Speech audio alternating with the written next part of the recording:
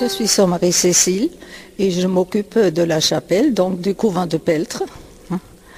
Alors, cette crèche de Noël, elle a toujours existé. Quelle est un petit peu l'histoire de cette crèche du couvent? Bon, il n'y a pas une histoire spécifique, mais les figurines étant très très anciennes, elles existent depuis que le couvent existe. Autrement, il n'y a pas d'histoire spéciale, non, pas du tout. Oui.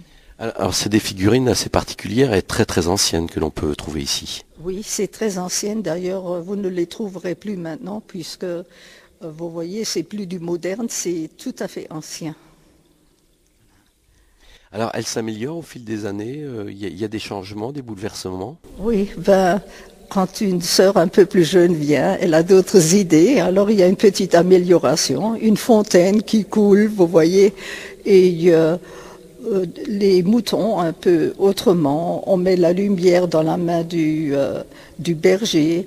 Mais à part ça, j'ai trouvé un peu la mangeoire pour l'âne. Vous voyez, des petites améliorations. Et l'emplacement dans l'église change, le lieu? Le lieu ne change pas, mais cette année, j'ai tourné un peu la crèche vers la population, alors qu'elle était plutôt tournée vers l'hôtel. Cette année, c'est un peu tourné vers la population, mais autrement, rien ne change. Et de ce côté de l'église, c'est volontaire ou pourquoi il y a un côté particulier? Non, il n'y a pas un côté particulier, mais quand même le côté de la Vierge, puisque c'est la Vierge quand même qui a eu l'annonce de l'ange, et c'est elle qui a quand même mis au monde Jésus. Alors je pense que ça a toujours été un peu traditionnel que ce soit comme ça, près de l'autel de la Vierge. Alors, ces traditions de Noël au couvent de Peltre, comment ça se manifeste? Vous réjouissez aussi de la naissance du Christ? Oh ben oui, il y a tout l'avant qui nous prépare.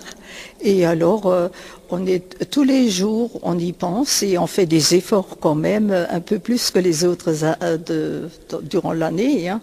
Il y a quand même une amélioration. On essaye d'être un peu plus gentil, d'être un peu plus convenable, un peu plus vraiment gentil avec tout le monde, plus ouvert au monde.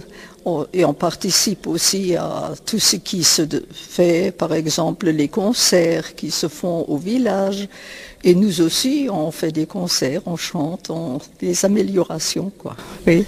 Il y a des messes aussi qui sont célébrées autour de cette naissance du Christ? Ben oui, nous avons la messe qui autrefois était la messe de minuit. Alors nous l'avons à 20 heures. Et donc avec les chants de Noël, ce sera très festive. Hein. Alors un peu mieux que les autres messes, quoi. Plus festive. C'est la naissance du Christ. Et les sœurs dans une vie d'un couvent, vous fêtez aussi particulièrement Noël en dehors de ces messes? Oui, par exemple, après la messe de minuit, on se rassemble pour se souhaiter de joyeuses fêtes de Noël autour des spritz qu'on dit, n'est-ce pas, les gâteaux de Noël traditionnels, donc surtout en Lorraine. Et on prend un peu un café, on prend du cacao, un petit chocolat, et on se parle gentiment. Hein, et on chante parfois, il est né le divin enfant, des chants de Noël. Hein, et on se réjouit surtout. Hein, oui. Dans votre vie, vous avez été dans d'autres pays, justement, où on fêtait Noël d'une autre manière? Ben oui, j'étais 9 ans en Afrique. Et bon, en Afrique, c'est beaucoup plus simple par rapport à ici. Rien extérieurement nous fait comprendre c'est Noël, non. C'est comme tous les jours, beaucoup plus simple. Mais il y a aussi la messe, mais c'est la simplicité du pays, dans toute sa pauvreté, mais on sent que le Christ est parmi nous et c'est beaucoup plus profond qu'ici. Et on fait aussi des crèches Oui, on fait des crèches, mais plus simples, donc avec l'art africain, mais très beau. Oui. Et quel est, dans vos souvenirs, le plus beau Noël que vous ayez passé? Oh ben, le plus beau Noël que j'ai passé, c'était quand même mon enfance.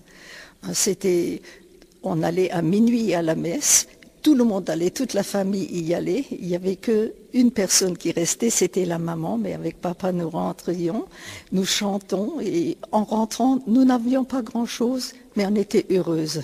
De ce que nous avions, on était très heureux, surtout que c'était l'après-guerre. Parce qu'il y a la tradition aussi qui est rentrée un petit peu moins culte, celle du Père Noël. Ça s'associait sur ces époques-là? Absolument pas du tout. On ne connaissait pas le Père Noël. Nous avions le Saint-Nicolas le 6 décembre et on avait ce qu'on appelait le Christkind chez nous. C'était une fille qui était habillée en blanc et qui apportait les jouets aux enfants. Et c'était très traditionnel. C'était beau, c'était simple, mais c'était beau. Oui.